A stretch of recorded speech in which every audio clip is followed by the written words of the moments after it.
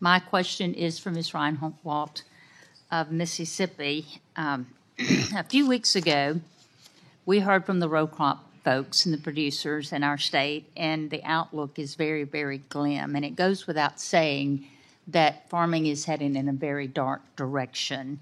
And I know that you guys have the specialty crop side of things, but your family happens to be involved in both, with the row crops and a 2,000-acre operation that includes sweet potatoes as well.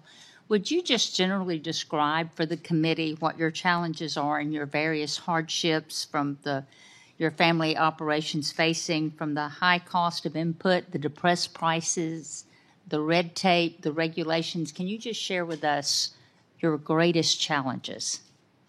Sure. Thank you, Senator. We utilize row crops primarily on our farm for crop rotation with sweet potatoes.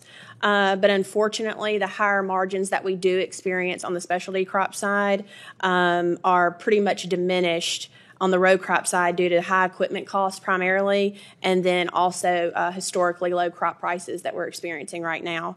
But of particular note would be critically outdated reference prices. So the farm safety net is not triggering as quickly as it should to really provide the relief we need for people who use row crop farming as a supplement, but most especially those who their whole livelihood is dependent on that.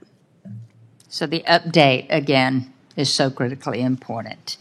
And in your testimony, you also referred to the H-2A, temporary agriculture workers, that are so important. And my takeaway is that this program is critical in helping American farmers fill employment gaps that other people just do not. They're unwilling to do that type of work, and it is terribly expensive in recent years and riddled with red tape, as we well know.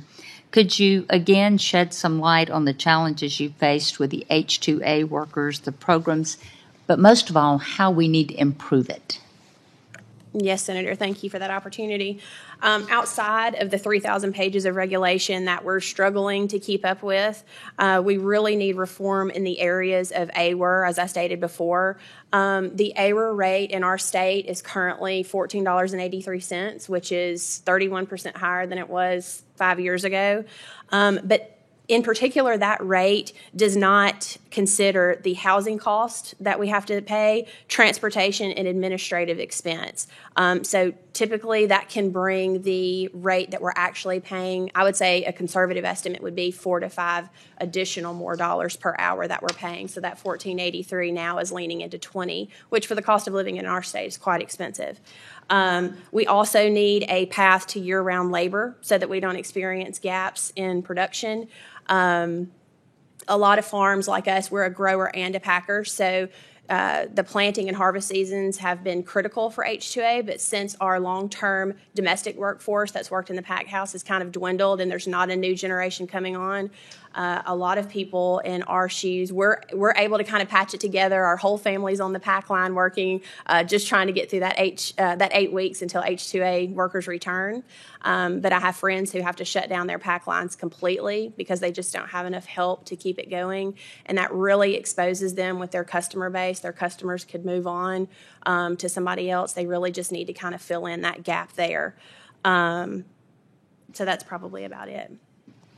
If we do not have these changes and the suggestions that this entire panel is making, can you just look 5 years out and tell me how you foresee your operation if this committee and this Congress does not do something immediately? If we don't make changes within, I don't think it will take 5 years for us to get the answer to that question. It'll be far less. If we certainly, if we continue on the trajectory that we're currently on, it'll take far less than 5 years to put a vast majority of specialty crop producers out of business. They cannot afford. We are having to, that increase in labor wage rates in particular, we're having to eat all of that because for many of us, depending on what your specialty crop is, our markets will not bear us passing along that cost to our customers. And I'm out of town. Thank you, Mr. Chairman.